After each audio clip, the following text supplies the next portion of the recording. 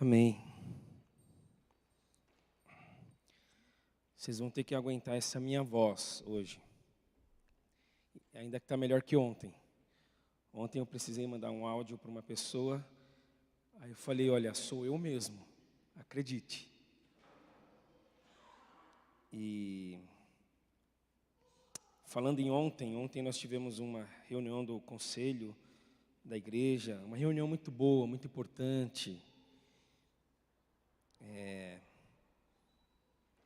Em que tratamos o momento da nossa igreja, o que a gente tem vivido, as nossas condições, como temos sido afetados ainda por tudo que está acontecendo, de uma maneira muito sincera, muito aberta. Então foi muito boa a reunião.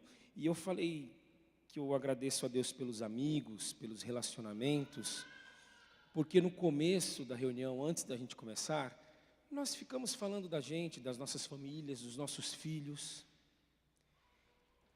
Porque o que existe é isso, são os relacionamentos. A vida é relacionamentos.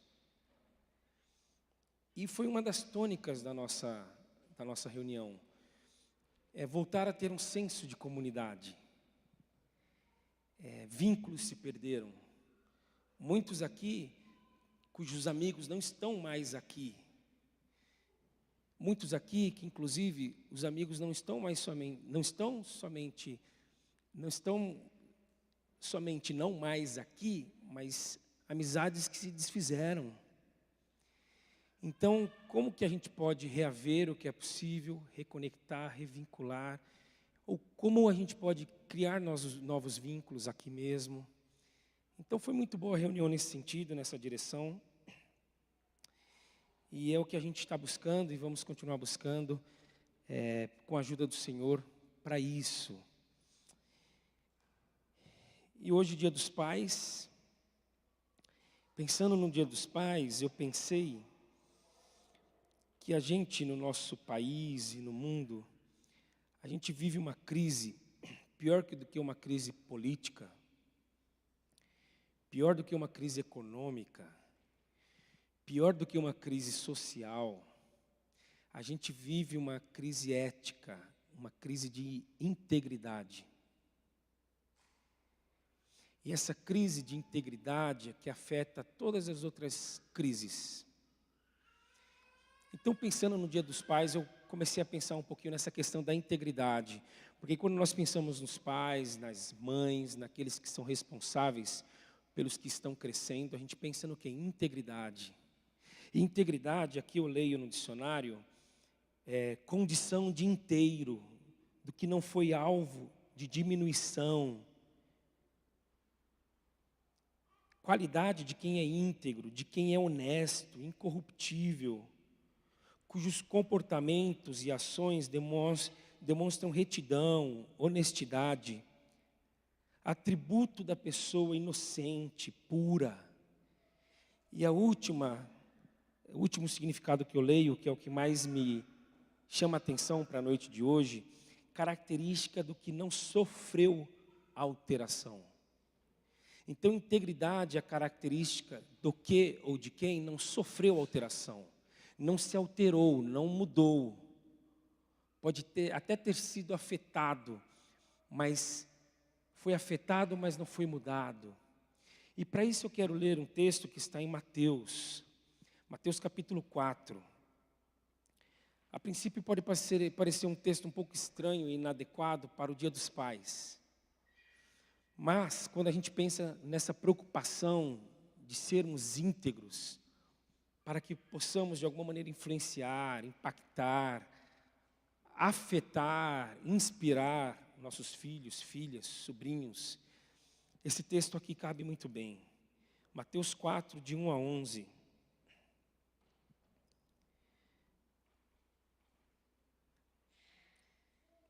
Mateus 4, de 1 a 11. Aqui nós lemos, em seguida, Jesus foi conduzido pelo Espírito ao deserto para ser tentado pelo diabo. Depois de passar 40 dias e 40 noites sem comer, teve fome. O tentador veio e lhe disse, se você é o Filho de Deus, ordene que estas pedras se transformem em pães. Jesus, porém, respondeu: as Escrituras dizem, uma pessoa não vive só de pão, mas de toda a palavra que vem da boca de Deus. Então o diabo levou a cidade santa até o ponto mais alto do templo e disse: se você é o Filho de Deus, salte daqui, pois as Escrituras dizem, ele ordenará a seus anjos que o protejam. Eles o sustentarão com as mãos, para que não machuque o pé em alguma pedra. Jesus respondeu: as Escrituras também dizem, não ponha à prova o Senhor, seu Deus. Em seguida, o diabo o levou até um monte muito alto e lhe mostrou todos os reinos do mundo e sua glória. Eu lhe darei tudo isso, declarou, basta ajoelhar-se e adorar-me. Saia daqui, Satanás, disse Jesus, pois as Escrituras dizem, adore o Senhor, seu Deus, e sirva somente a Ele. Então o diabo foi embora e os anjos vieram e serviram Jesus.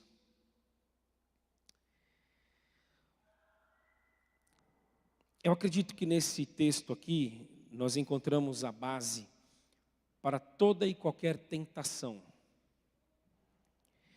Nós encontramos a fonte justamente daquilo que nos atinge e nos altera, fazendo com que a nossa integridade deixe de existir. E dá para falar que o diabo ele não é muito criativo, talvez na forma, mas não na sua essência, não naquilo que ele quer atingir, não onde ele quer nos derrubar. Nisso ele não é criativo. De maneira que esse texto aqui mostra ele nos tentando e nos levando a questionar quem nós somos. Porque todas as vezes ele chega para Jesus e diz o quê? Se tu és o Filho de Deus. És mesmo Filho de Deus? És mesma filha de Deus? Então prova que é. Faça isso, faça aquilo e faça aquilo outro. Então ele tenta nos atingir, alterar, modificar quem nós somos. Filhos de Deus. E aí ele diz, se tu és o Filho de Deus, ele tenta Jesus falando, você pode fazer tudo. Se você é o Filho de Deus, você merece receber tudo. E se você é o Filho de Deus, você deve possuir tudo. Então, poder fazer tudo, merecer receber tudo, dever possuir tudo. Quando a gente pensa em fazer tudo, está no versículo 3. O tentador veio e lhe disse, se você é o Filho de Deus, ordene que essas pedras se transformem em pães. Faça o que você quiser. Você pode fazer o que você quiser. Transforme essas pedras em pães. Faça o que você quiser, na hora que você quiser, do jeito que você quiser, com quem você quiser, o quanto você quiser. Viva de forma autônoma. Não dê satisfação para ninguém, principalmente para Deus o Pai. És o Filho de Deus? Então faz. Vai. Você pode. Prova que você é o Filho de Deus, fazendo tudo aquilo que você quer. Essa é a tentação, uma vida autônoma. Eu faço e vivo de forma autônoma, de forma independente. Aí ele chega e fala, passar fome, passar necessidade, privações, por conta deles? Não. Fraqueza, demonstração de limitação e dependência, saia dessa condição agora. Mostre que é capaz. E é uma tentação básica, mostrar que se tem condição de fazer tudo o que se deseja. É uma tentação muito atual, porque moral tem aqueles que batem no peito e dizem, tudo que eu quero fazer eu faço sem dar satisfação para ninguém. Essa é a tentação. E ele tenta dizendo o quê? Se tu és o Filho de Deus, você pode fazer o que quer. Mas é uma farsa, como toda tentação, é uma ilusão, é uma mentira. Porque nós aprendemos com o próprio Cristo que sem Deus, nada nós podemos fazer. Então, se nós fazemos, ou achamos que estamos fazendo algo sem Deus, nós não estamos fazendo nada, é ilusão. É uma farsa, é uma mentira. Porque aquilo que fazemos sem Ele, independentes dEle, como autônomos, nos leva a cair. A gente cai. Porque a gente se desconecta, a gente se desvincula. E em nenhum momento Jesus agiu independente do Pai. Ele sempre disse o quê? Eu e o Pai somos um. Eu só faço aquilo que o Pai me disse para fazer. Eu me lembro ainda no seminário, tive um professor que o sogro dele, ele orava, tinha o dom dado por Deus para orar por pessoas, e o mal que a pessoa era cometida, o mal físico, deixava a pessoa, curava a pessoa. Ele orava e as pessoas eram curadas. E ele disse que tinha uma nora desse senhor, desse pastor, que tinha uma filha que não podia ouvir. Portanto, neta desse senhor. E aí a mãe, que é nora desse pastor, ela vivia indignada. Ela vivia inconformada, ela vivia revoltada, porque o avô nunca orou pela neta para que a neta fosse curada. E ele dizia, eu não orei porque Deus não mandou eu orar. Eu não orei porque Deus não disse, vá lá e ore por ela, para que ela passe a ouvir. Isso é muito interessante, porque quando nós vemos e entendemos o que está escrito nas Escrituras, quando as pessoas oravam e o mal saía, porque Deus havia dito, vai lá e ora, porque eu vou tirar o mal daquela pessoa. Então este Senhor, Ele nos dá uma grande lição de que nós não podemos fazer nada independentes do Senhor. Se o Senhor não disse para ir, nós não vamos. Se o Senhor disse para ir, nós vamos. Se Ele disse para fazer, nós fazemos. Se Ele disse para não fazer, nós não fazemos. Porque a grande tentação é, és o Filho de Deus? Então faça o que você quiser. E aí tem a tentação também de receber tudo. Versículo 6. Se você é o Filho de Deus, salte daqui, pois as Escrituras dizem, Ele ordenará a seus anjos que o protejam. Eles o sustentarão com as mãos para que não machuque o pé em alguma pedra. Joga-te daqui e receberás assistência. Cuidado. A tentação é a de que o que vale nesta vida é sermos servidos. Então, se na primeira tentação é uma vida de autonomia, a segunda tentação é uma vida de status. Uma vida de luzes, uma vida de holofotes, tapete vermelho, onde viver a vida de filhos de Deus, de convertidos, de crentes em Jesus, é uma vida de destaque, de reconhecimento. Então, nós somos tentados a viva uma vida extraordinária. Não cabe mais, não serve mais, não encaixa mais uma vida ordinária. Ordinária no sentido de cotidiana. Ordinária no sentido de uma vida como ela deve ser vivida. Quando na história de Deus com o seu povo, Ele destacou, Ele chamou a atenção para aqueles que viveram boa parte da sua vida, das suas vidas, pouco preocupados e ocupados com o extraordinário, com o destaque. Nós encontramos, por exemplo, José do Egito. José do Egito, ele não tinha noção de que um dia ele seria o braço direito de Faraó. Tanto que ele sonha, e ele vai e conta para os irmãos dele o sonho. O sonho já dizia que toda a família dele iria atrás dele para pedir socorro a ele. E ele nem entendeu. Eu sonhei isso aqui, falou para os irmãos sendo mais velhos, você está querendo dizer então? Não estou querendo dizer nada. Aí ele sonha de novo, e o sinal é o mesmo, e ele conta para os irmãos, porque ele não tinha a mínima pretensão de viver uma vida extraordinária. Davi nunca se preocupou, Davi nunca quis ser rei. Davi, quando foram à casa dele, ele estava no campo. Tiveram que perguntar, tem mais algum filho teu aí? Ah, tem um que está no campo, está cuidando das ovelhas. Os pastores, para quem que testemunharam o nascimento de Jesus, nós não temos o registro dos nomes deles. E eles estavam fazendo aqui o quê? Vivendo suas vidas ordinárias. Eles estavam nos campos.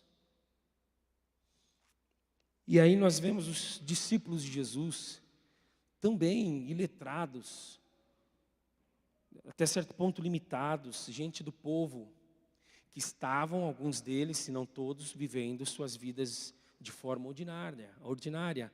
Aí Jesus chega para alguns deles e fala, larguem aí as suas redes, venham comigo. Vocês vão continuar vivendo, agora com uma diferença, comigo. Então ele não nos chama para uma vida diferente, uma vida igual, mas com ele.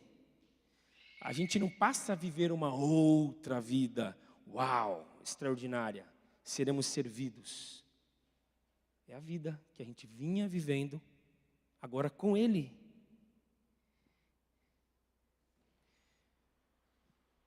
E aí a gente pode falar do próprio Cristo, que viveu sua vida ordinária. Eu tive um professor e eu já compartilhei isso aqui, que costumava dizer que Judas precisou beijar Jesus para que os guardas soubessem. Esse foi o código, eu vou beijar aqueles a quem você deve pegar e levar preso. Ele é o Cristo. E aí esse meu professor dizia que esse combinado precisou ser feito, porque Jesus era comum. Jesus era mais um.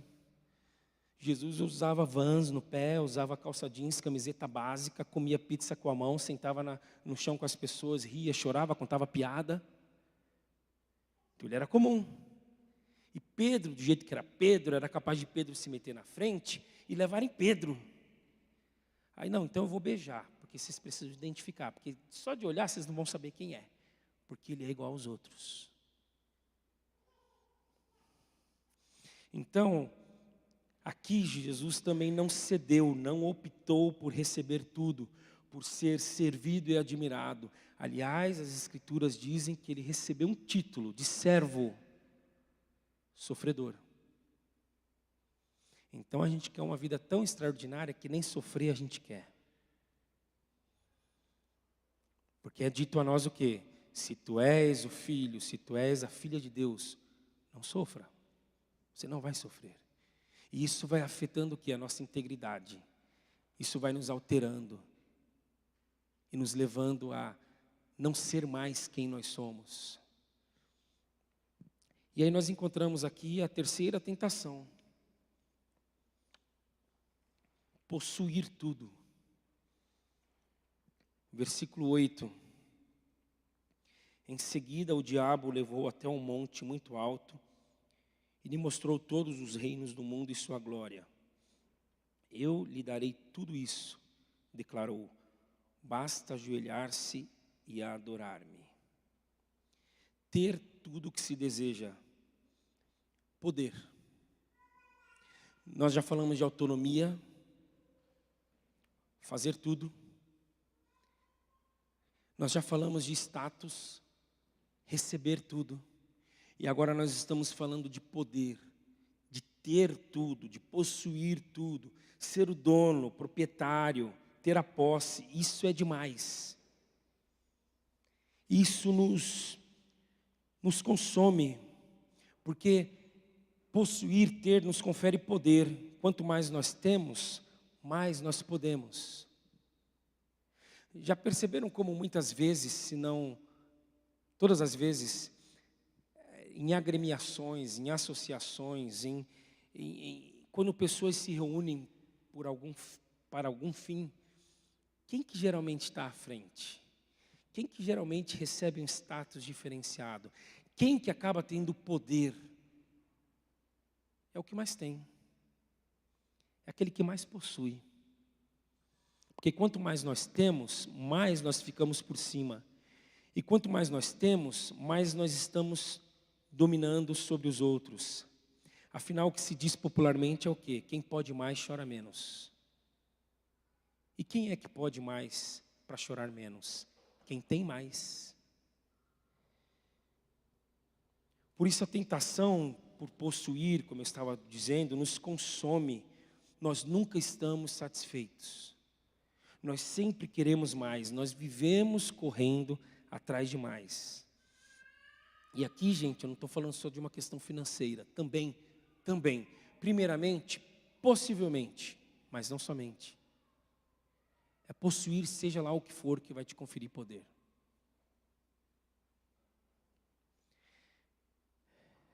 E aí a gente perde muita coisa. Pensando ainda na integridade, eu li um texto um tempo atrás de um articulista que escrevia para a Veja, em que o título do artigo foi A Família em Primeiro Lugar. E ele disse que foi convidado por um grande amigo, um alto empresário brasileiro, para um almoço. E o almoço foi na empresa. O cara não conseguia nem sair da empresa para almoçar. Ele tinha que almoçar lá mesmo. Aí eles se sentaram para o almoço. Antes da primeira garfada, ele disse que aquele amigo dele começou a chorar copiosamente. Chorou, não parava de chorar. Ele ficou um pouco sem jeito, constrangido, até pensando, será que eu fiz alguma coisa? Até que aquele homem conseguiu respirar um pouco e disse, a minha filha, ela vai se casar amanhã. E eu não conheço a minha filha. Uma pessoa que viveu a vida querendo ter mais, possuir para ter poder. E como eu disse, não é só uma questão financeira. Pessoas que querem ter cada vez mais conhecimento. E querem conhecer mais e saber mais. E aquele que mais sabe, mais pode. Estava falando da academia. Que ambiente. Que ambiente. Eu já estive num curso, nível de pós-graduação, e eu falei só a questão da pós-graduação para dizer como, conforme vai aumentando o nível, isso vai ficando pior. Professores brigando, professor falando mal do outro.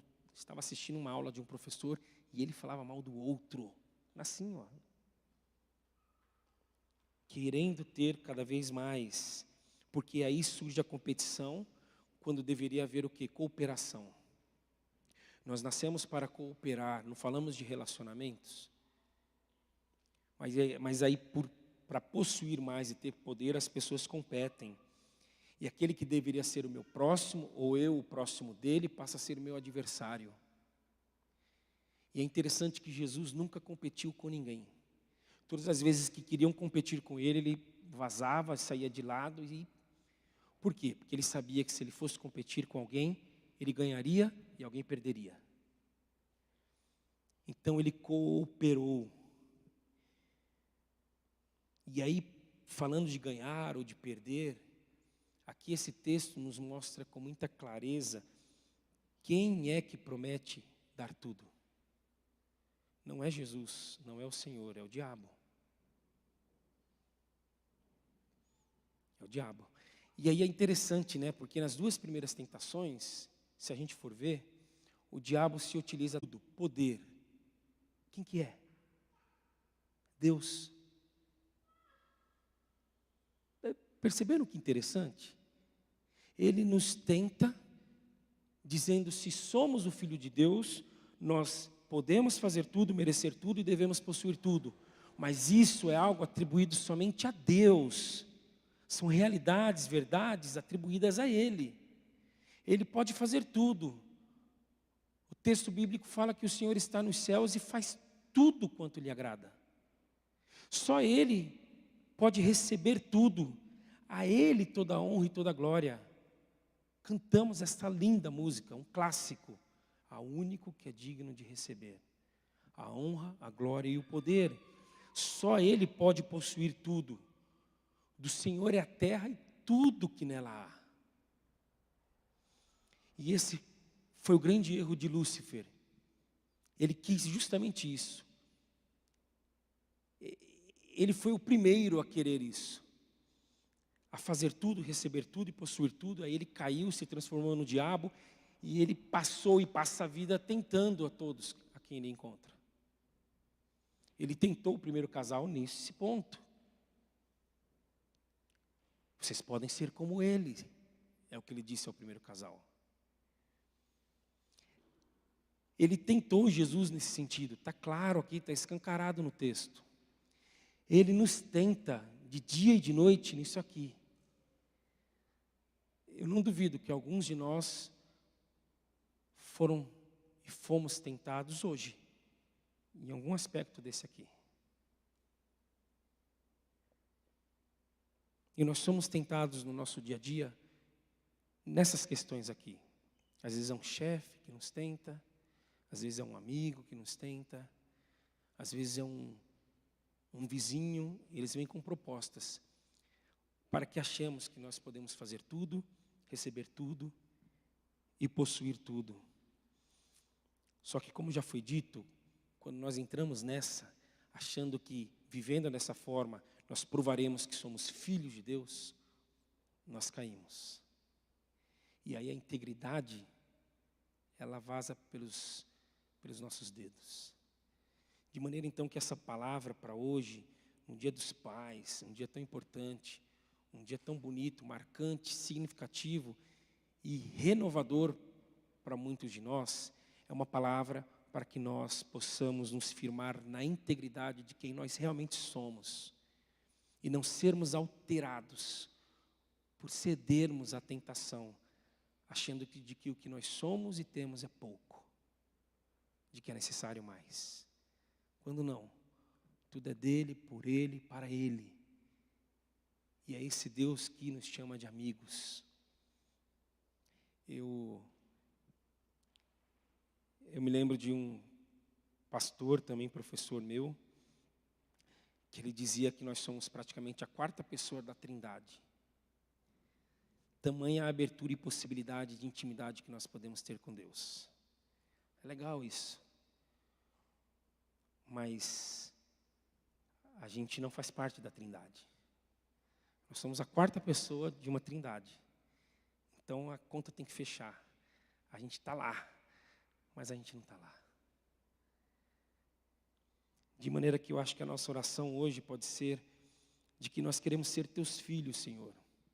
Seres humanos criados para viver em relacionamento íntimo, pessoal e comunitário com o Senhor e com todos, reconhecendo de que tudo o Senhor pode fazer, de que tudo o Senhor merece receber e de que tudo o Senhor possui nas poderosas mãos. E o que Ele possui nas poderosas mãos é para que Ele nos ame, Ele nos sirva e que assim a gente possa servir também uns aos outros. Então nós vamos orar agora. E eu te convido à oração.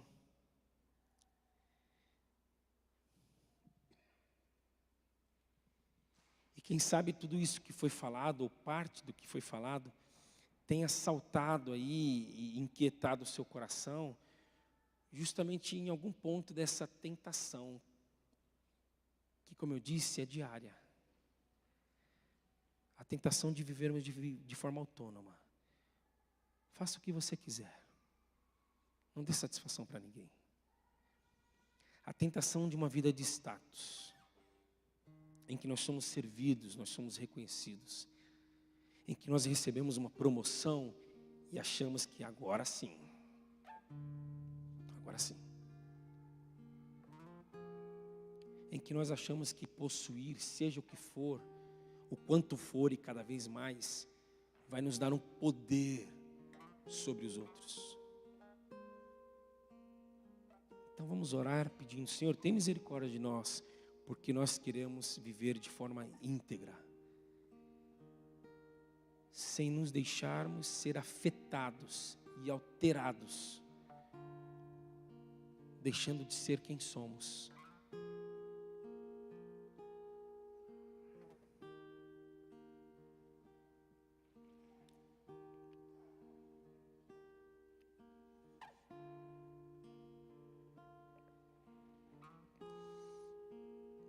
Senhor, muito obrigado porque só o Senhor é o Senhor. E as muitas tentativas que fazemos não alteram o Senhor. São tentativas inúteis. São tentativas, todas elas frustradas.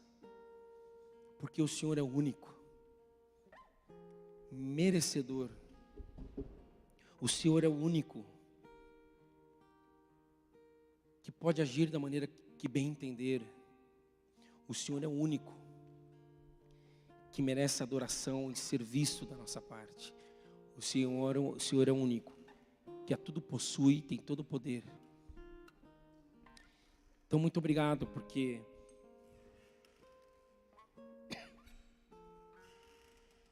apesar de tudo isso, o Senhor nos possibilita e nos permite viver em relacionamento contigo e uns com os outros, buscando essa integridade de vida, em que o mundo está tão carente, Senhor. Então nos leva a uma renovação de vida e compromisso contigo e com a integridade que o Senhor nos propõe a ter e viver, para que vivamos em cooperação e deixemos a competição, pois estamos em competição, a gente precisa reconhecer isso diante do Senhor. Então nos leva a viver lado a lado, com os nossos irmãos, as nossas irmãs, e todos buscando juntos viver abaixo do Senhor, sendo teus amigos, como o Senhor escolheu nos tornar. É o que nós te pedimos, Pai. Em nome de Jesus, amém, Senhor. Amém.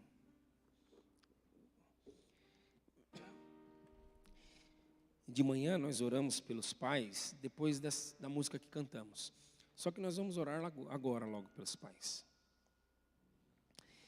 Então, se você que está aqui é pai, fica de pé um pouquinho.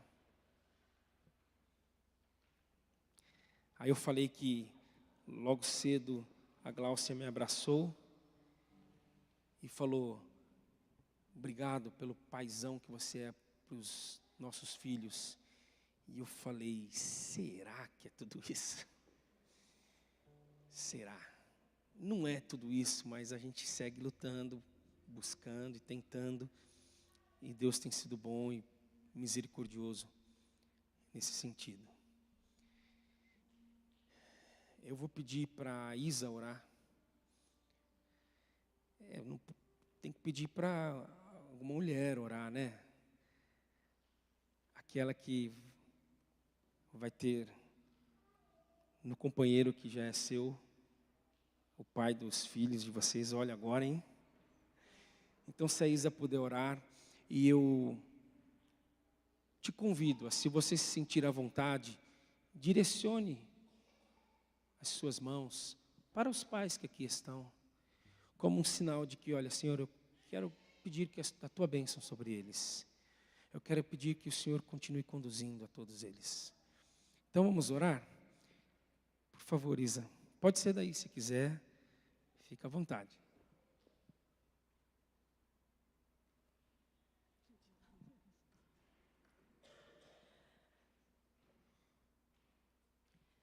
Senhor, meu Deus, meu Pai, obrigado, Deus, por esse dia, obrigado por esse momento à noite, ó Deus. Queremos te agradecer por esse culto, por essa palavra que nos preencheu tanto, que nos trouxe tantos ensinamentos. E neste momento, ó Deus, queremos agradecer pelos pais que aqui estão, ou pelos pais de quem estão aqui também. Queremos agradecer a Deus por o Senhor ter dado tanta sabedoria, tanto amor, tanto respeito a Deus, para que eles pudessem passar isso para os seus filhos e que continuem passando, Pai. Queremos agradecer a Deus por eles representarem muitas vezes o amor do Senhor por nós, o cuidado do Senhor por nós e todos os ensinamentos, ó Deus, que continuamos precisando através deles nas nossas vidas, ó Pai. Em nome de Jesus, nós te agradecemos. Amém.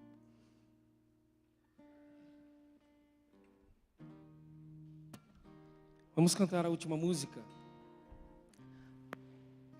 Acho que hoje, mais uma vez, nós vamos ter o nosso café. Tem sido tão especial sempre permanecermos um pouco mais aqui. Que Deus abençoe a semana de todos nós. Em nome de Jesus.